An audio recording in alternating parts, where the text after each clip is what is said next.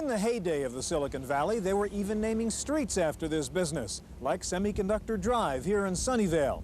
But of course, the heyday is over. And as fewer people buy computers and fewer computer companies buy chips, the slowdown spreads. What is the future of the high-tech business? We'll find out today as we continue our look at the slowdown in the Silicon Valley on this edition of the Computer Chronicles.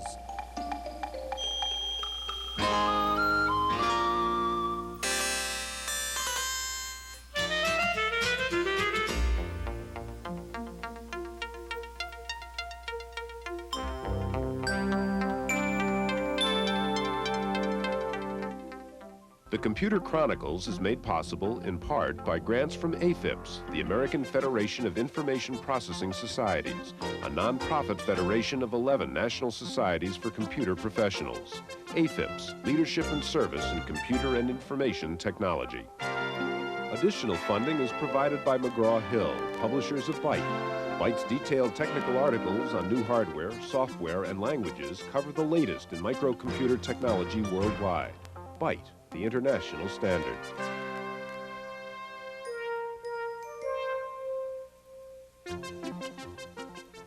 Welcome to the Computer Chronicles. I'm Stewart Cheifet, and this is Gary Kildall. Gary, we have here two new computers, very hot machines, the Atari 520 ST, the Commodore Amiga, machines which everyone is praising for their good technology, their low price, and so on. Yet analysts are saying neither of these machines may make it in today's computer marketplace. How bad is it? How difficult is it to bring out a new product now in this environment? Well, I think the key issue is just the one you mentioned, that's price. The Amiga is $1,500, the 520 ST is $800. They both have Motorola 68K processor, a half mega memory, so it's a very capable kind of machine. In fact, it's at least as powerful as the early IBM PC computers that came out. Now, the question is, how can they break into the markets, the commercial market and the home market? The commercial market means word processing software, spreadsheets, graphics, all the things that are going to get them through the IBM stronghold. The home market, that's a more difficult target. They have to come up with software that people really want to use in the home. They've already been past that technology sale a few years back. Now it's make the machine work. But basically, if these two guys can't make it at the prices they're talking about, we might as well hang it up. Really? Well, today we're going to look at part two of our special two-part look at the slowdown in the Silicon Valley. And today we'll focus on particular segments of the industry, looking at the software side, the hardware side, and the semiconductor business. And we'll get going in just a few seconds.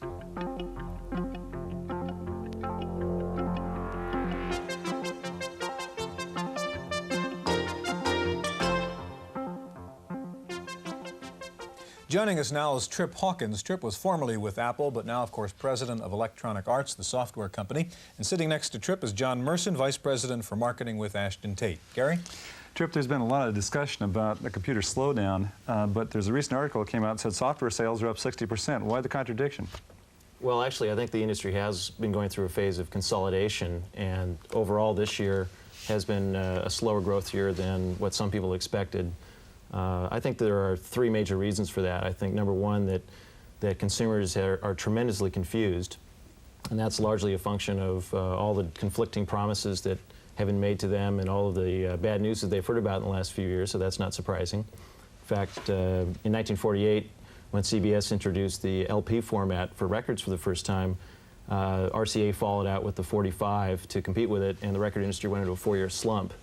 And that brings me to the second point. Everybody's sort of waiting to see what the results are going to be at these times, right? Yeah, and the second point I was going to make is that there's been a technology war going on, and every year we get a few new models that are incompatible. And you have to wonder if you would buy a new and improved television set if it didn't allow you to watch any of the current television shows. It creates additional confusion and isn't necessarily in the consumer's interest unless it is a fundamental technological breakthrough. And that analogy basically is between things like the Amiga and the 520 that don't really have software that's compatible with the old home machines. Yes, that's absolutely right. And then finally, there's been real chaos in the channel of distribution for computers and software, and it's been going through a lot of change. John, when Trip mentioned the industry, are we really talking about two different situations? Is the software industry not in the same situation as the hardware industry? I think the software industry faces many of the same factors as the hardware industry. There are too many players trying to bring too much product to market, and the market, both the channels of distribution and the customers, really can't absorb it all. At the same time, people tend to buy software throughout the life of a system that they own. As they become more conversant with it, they tend to want to do more and more with it. So '84 was a fantastic year for hardware, and I think as those people mature in their understanding and use of their machines, they'll want more and more software. Well, John, what about the price erosion problem that we see in software? The problems of, at least what I've seen, in my own personal experience of going through multi-channel distribution, where the percentage taken at each level is fairly high, and then we see that the prices at the retail level go down and down and down, and you finally get to the point where you say, well, why should you even be in the business? Yeah, so you call it price erosion, see, as a buyer. See, I like that. It depends on your perspective, doesn't it? Sorry. Well, the irony is that in many ways, software prices have been moving up and defying gravity. Mm-hmm. We have software prices in a mass market right now for $600 and $700. That would have been unheard of just a couple of years ago. Another curious thing is... When you say, though, a mass market, what do you mean by that? Do you mean a mass throughout the commercial market? Yes, throughout the business software market, which covers 4,000 stores just across the U.S., we have software products selling at the $600 and $700 price point in very large numbers. Mm-hmm. Ashton Tate sold over 70,000 copies of Framework last year. I think anybody a couple of years ago who would have been asked to make predictions for a $695 product would have thought that kind of number blue sky. Mm-hmm. But Trip, now if you're writing software, say, for something like the Amiga at $1,500 for the basic hardware, isn't it going to be kind of hard to sell a $600 or $700 software package to those people? Yes, it will be. In fact, just to correct you, it's $1,295 for the basic hardware. And in fact, I think that's the configuration that many people would buy initially. Without a monitor. Without a monitor, because you can use it with a television set or any composite video monitor. You don't have to buy the RGB monitor that they're offering, although that's a very nice monitor. But most of the software for the Amiga, I think, will be priced under $50. So how are you going to make money at $50? Direct sales, telemarketing? Obviously, it has to be done on volume. I think prices coming down is obviously in the consumer's interest, to the point that it allows the manufacturers of software and the creative people that are developing software to make enough money to continue to be attracted to being in that business. Now, if you're going to be successful, and these people that are selling low-cost machines are going to be successful, what is going to have to be the installed base, let's say, middle of 1986?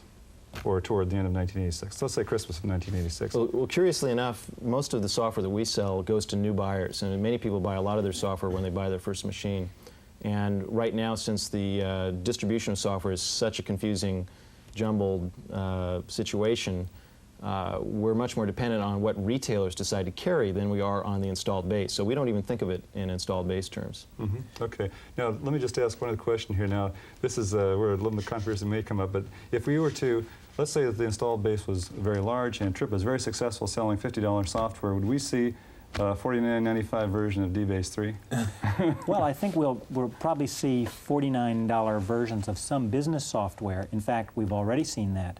Companies like Borland have brought desktop accessory software, which is in the business category, to market on a direct basis and also through retailers at the under $50 price point. So it can happen. I think customers look at business software, though, not just what am I getting today and what can I do with it, but I'm making a major investment of my time and energy in learning this product and in putting my information into it. That far outweighs the cost of the software package itself. And people want to be sure that the company that made the software is going to be around for a long time to support them. So there's much more brand consciousness.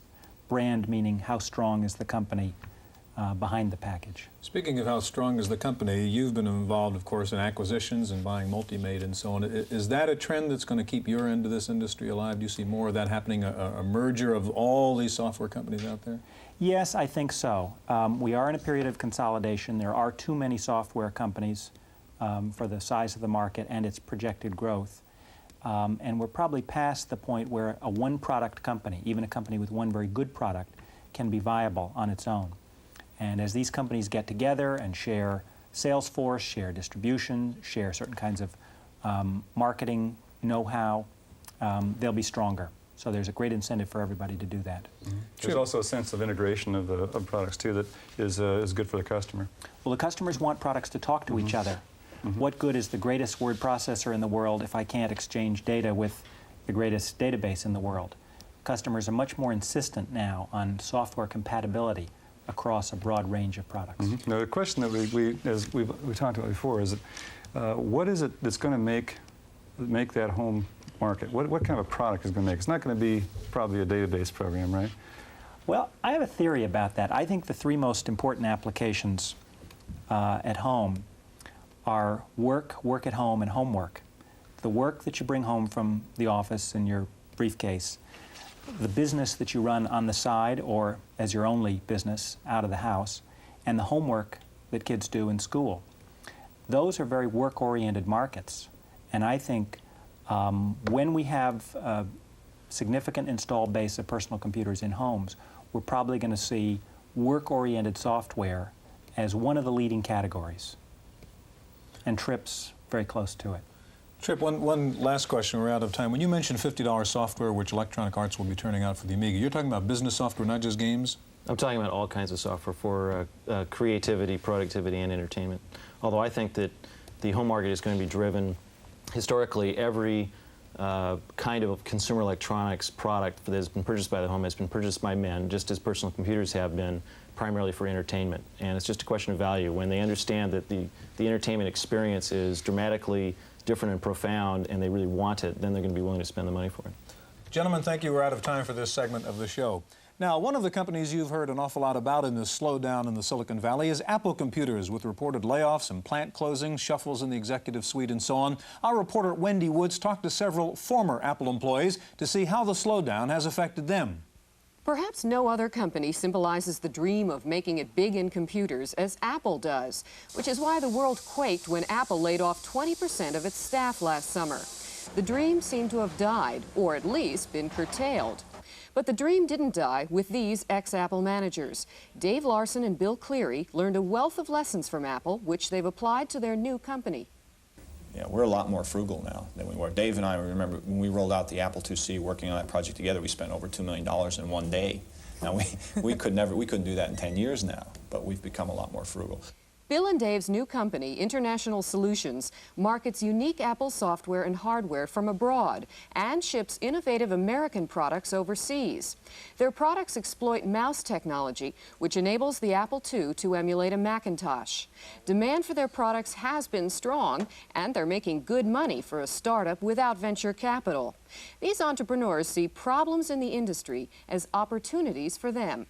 What I know now is that a lot of my friends who were there and a lot of people I've met throughout time in the industry, there's, I think, a real resurgence of the entrepreneur in the Valley. A lot of people now are out working on various things, and a lot of those are going to bear fruit, and there will be a lot of new products and a lot of new product concepts and businesses which shake out of the Valley in a new generation. So we're real positive, and we tend to be bullish. We wouldn't be in this business working 16 hours a day if we thought the business was over. We think it's just going through its doldrum period, and it's a transition period, and that, you know, the business is very, very viable. For the Computer Chronicles, I'm Wendy Woods.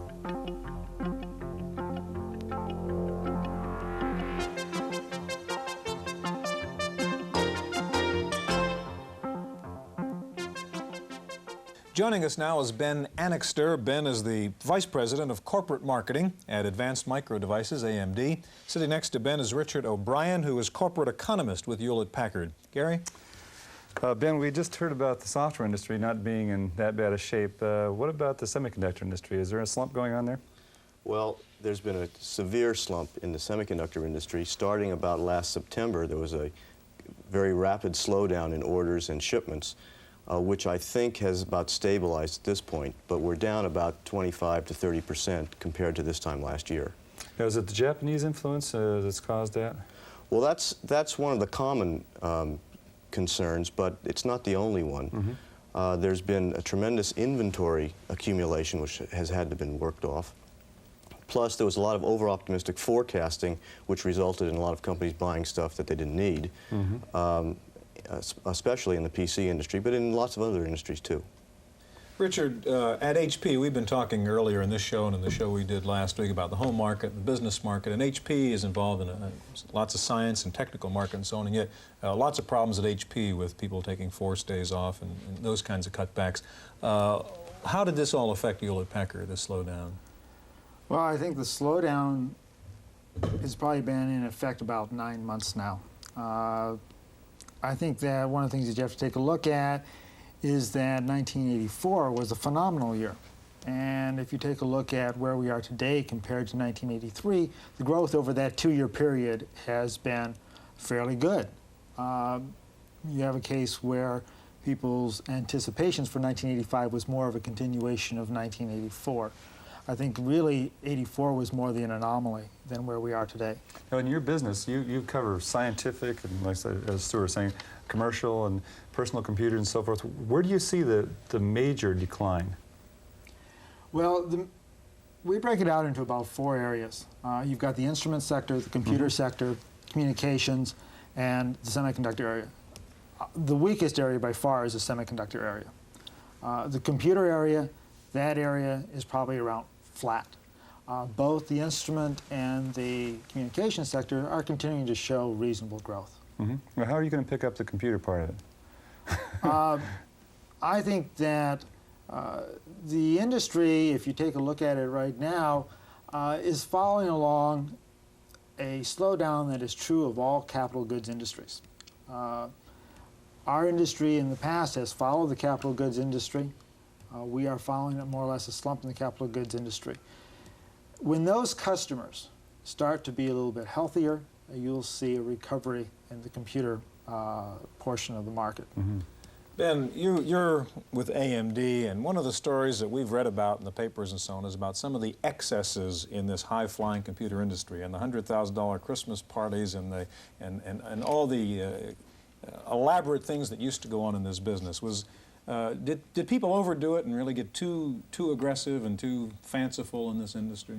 No, I don't think so. I think the $100,000 Christmas parties, it was actually a lot more than that, but I think that's part of sharing the wealth, and we feel that we have a very loyal employee base, and we want to reward them when times were good, and they stand behind us when times are bad.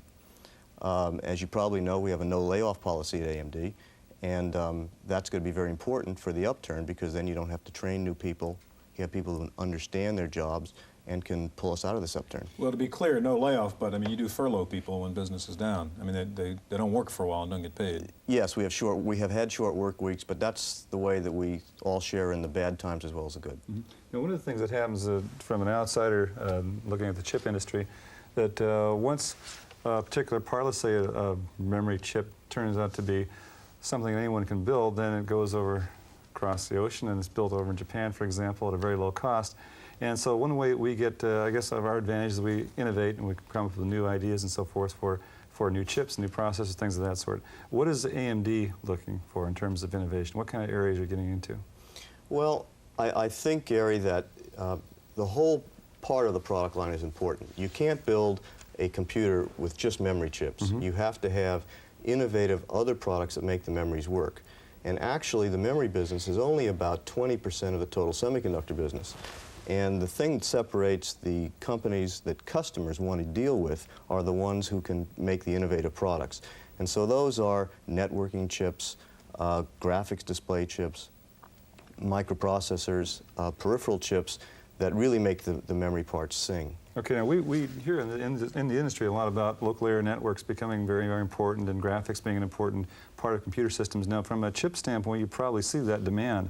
Do you see the demand growing very rapidly, or is this more speculation that graphics and networking is going to be important? No, it's not speculation. It turns out that in revolutions or evolutions as large as this thing, it takes a long time to get this thing going. And we talk to the customers who are designing these things now, which are going to be production realities a year down the road, sometimes 6 months down the road, sometimes 2 or 3 years down the road. Will this be the sort of thing, like let's say local area networks, for example, where we're going to see some of the things that will offset this decline right now? Well, there's 2 things about the decline. First of all, nobody likes lower levels of business. But in this particular decline, and in many declines, prices go down very rapidly.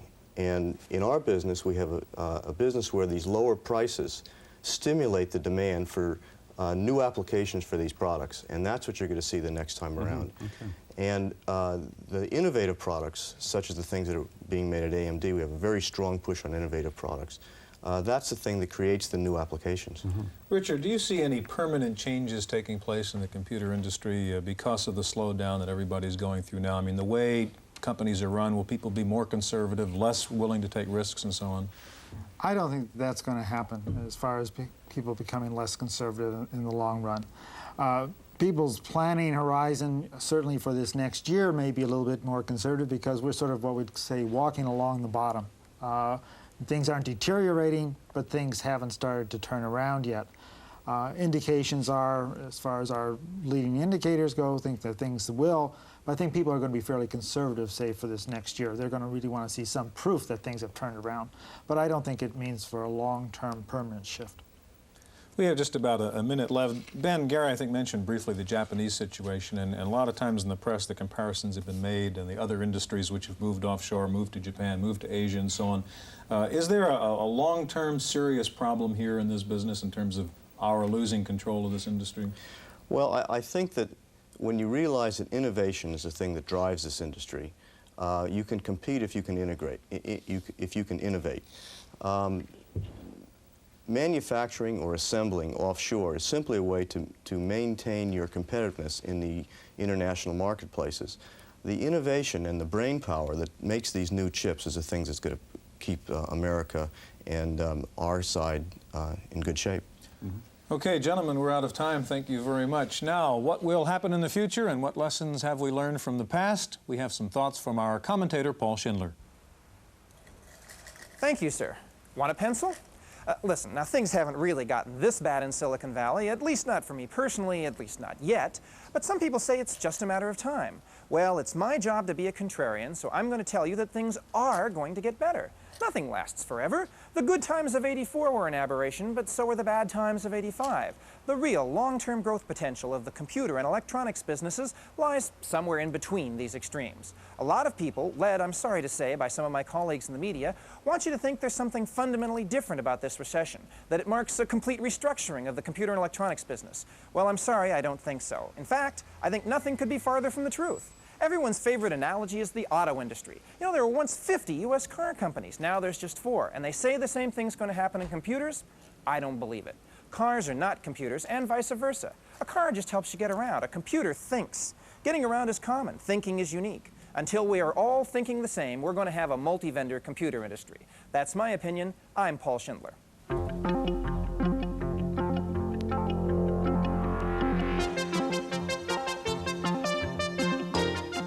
In the Random Access file this week, it looks more and more like Steve Jobs will be starting a new computer venture. After selling off $14 million worth of Apple stock last month, Jobs this week announced he'll sell off another $7 million worth. Some analysts are predicting Jobs will soon sell all his Apple stock and then launch a new startup. There was bad news for Apple this week in a market study done by a Connecticut research firm. Here are the figures. They show a dramatic drop in business plans to buy Apple computers, including the Macintosh, and a big jump in plans to buy IBM. The other big losers appear to be Radio Shack, Commodore, and Hewlett-Packard. IBM kept up the pressure this week, announcing an 11% price cut on the floppy version of the XT. A one-drive floppy XT will now sell for under $2,000. The recent IBM-Microsoft deal to further develop systems software based on the PC-DOS standard appears to be a major blow to Unix and AT&T. One Infocorp analyst says the IBM-Microsoft deal puts another nail in the coffin of Unix in the single-user desktop world. Meanwhile, there were signs that even AT&T might be abandoning Unix. A company called Alloy Computer Products of Massachusetts announced that AT&T is buying its new card that allows the Unix PC to run PC-DOS software. AT&T reportedly will put the card in the Unix PC to make it a hybrid in an effort to boost sales. Who is the biggest computer user of all? The United States government. It's been mainly mainframes in the past, but now even Uncle Sam is getting into micros. Sales of PCs to the feds were up 400% last year, according to a just-released GSA report. The U.S. government bought nearly 38,000 PCs, the most successful PC vendor to the government, IBM. Paul Schindler back now with this week's software review. Like me, you may have thought that this was the ultimate in trivia.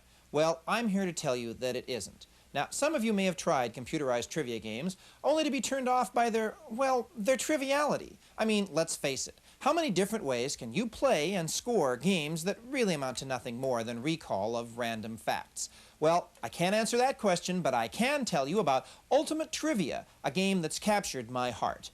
I play it for 15 or 20 minutes every day, and as they say, it's trivia that pursues you. You can't get away from the color graphics in this game, some of which are really rather cute. It begins, innocently enough, with the info grid. As you answer questions, you reveal the ultimate graphic. You get 4 choices, but just 3 chances in each category, so sometimes you don't get to see the whole graphic. Then there's another round. Which of these 4 things go together? And another graphic. Score more than 1,003 regular rounds, and you get to the bonus round. A real killer. Now, let's just say that I get to the start of the bonus round every day, but never much further. And as if Ultimate Trivia was not enough, there's now an Ultimate Trivia version 2. Both are just $50 from Mentor Learning Systems in Santa Clara, California. Both could drive you crazy. For the Computer Chronicles, I'm Paul Schindler. The University of Illinois at Urbana will be conducting an experiment in the use of computers on campus. In a special deal with IBM, the university will install 125 IBM PCs in one of its dorms. That will be 1 computer, monitor, and printer in every room, about $700,000 worth in all. The university will then study the students to see how computers change their academic and their personal lives. UC Berkeley has just completed a study of how grade school students feel about computers, and the results were a bit surprising. 61% of the students said they did not like computers. Most said that kids who did like computers were, quote, unpopular. The study concluded that the stereotype of the computer nerd is alive and well in America's grade schools. Finally, if you had any doubt about the importance of the spectacular sound and graphics capabilities of the new Commodore Amiga and the Atari ST, listen to this. The new technology has enabled new versions of some classic games to come out. In the new deluxe pinball construction set, you can hear the sound of the ball ricocheting off the computer-generated bumpers in stereo. And in the new one-on-one, not only do Dr. J and Larry Bird move more smoothly than before, but when Julius makes a quick move on the bird, you can hear his sneakers squeal on the gymnasium floor. Now, folks, that's high-tech. And that's it for this week's edition of the Computer Chronicles. We'll see you next time. The Computer Chronicles is made possible in part by grants from AFIPS, the American Federation of Information Processing Societies, a nonprofit federation of 11 national societies for computer professionals. AFIPS, Leadership and Service in Computer and Information Technology. Additional funding is provided by McGraw-Hill, publishers of Byte. Byte's detailed technical articles on new hardware, software, and languages cover the latest in microcomputer technology worldwide. Byte, the international standard.